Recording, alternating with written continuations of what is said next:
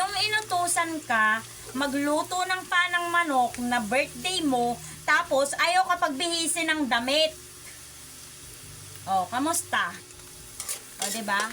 So, ngayon guys, magluluto tayo ng paanang manok, adobong paanang manok na kinaldereta pa rin. Yun ang nire-request nila.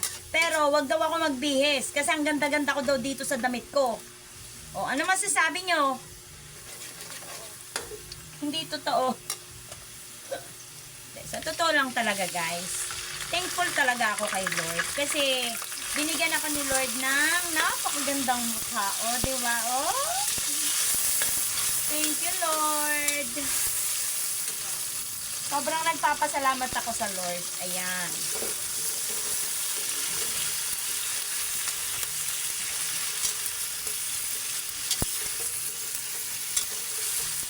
Yan, yung magluluto ka ng paa ng manok nang nakadress ka.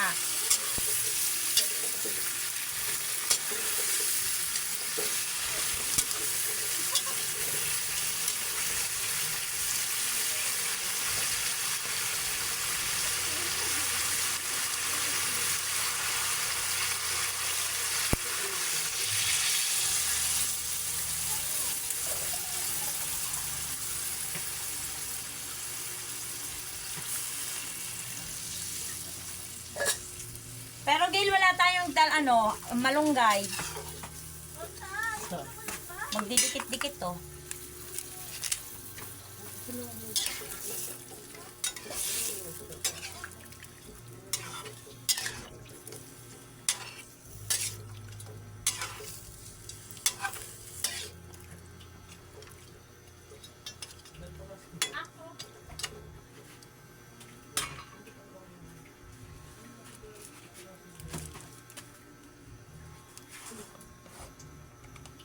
Lagyan natin ng maraming paminta para maanghang.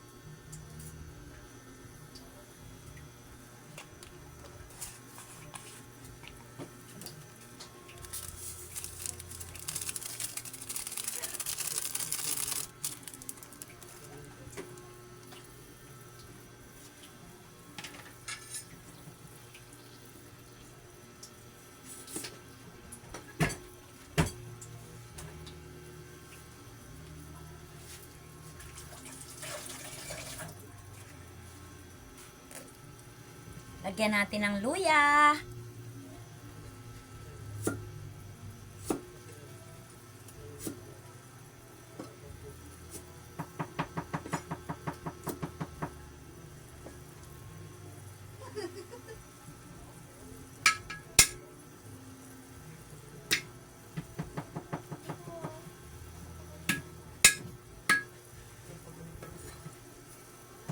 Yan, lagyan natin ng luya, guys.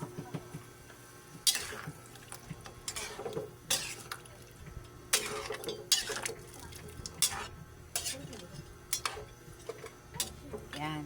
Bago takpan natin. Okay, see you later. Ayan na nga guys, luto na yung adobong paa ng manok.